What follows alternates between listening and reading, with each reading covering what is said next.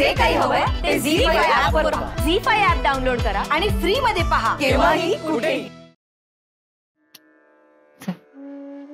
आता जास्त नाही विचार करायचा. नाही ऍक्च्युली ना मीच मूर्ख होते, बावट सारखी वागले, वेड्यासारखी वागत होते तुझ्याशी. तुला खूप घालून पाडून बोलले ना मी, पण तरी तू माझी हेल्प केलीस. तू ही जी माझी हेल्प केली आहेस ना, ही मी कधीच विसरणार नाही. पुरे झालं आता. मी तुझ्यासोबत आहे आणि कायम असेल.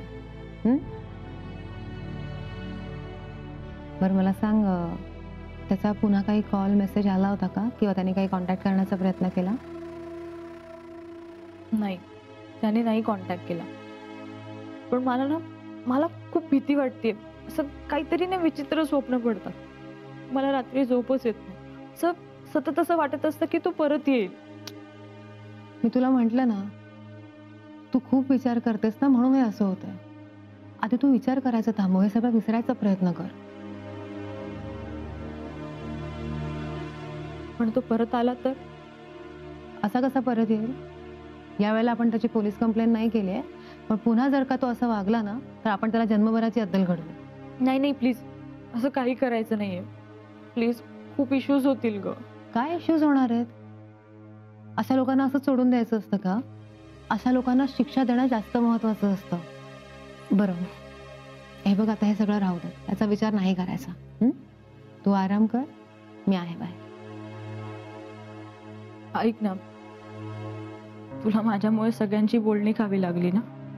मला माहितीये राजवीर दादा पण तुझ्यावर खूप चिडलाय. Thank you so much.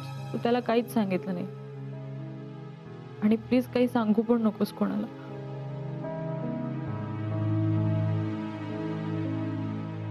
तू काळजी नको करूस.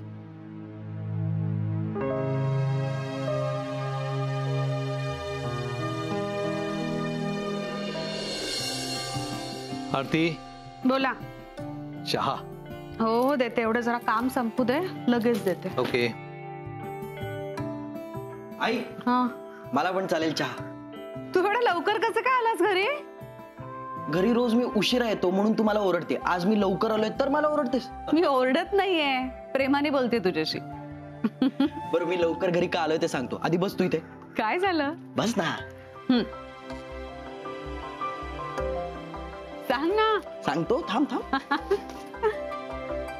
बाबा हे घ्या. हे काय? काय आहे? थांब, उघडा तर.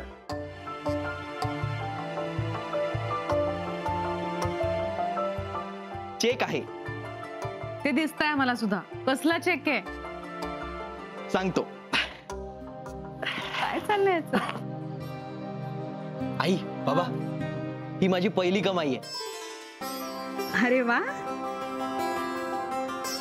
Nitish, I'm really proud of you. Thank you so much बाबा.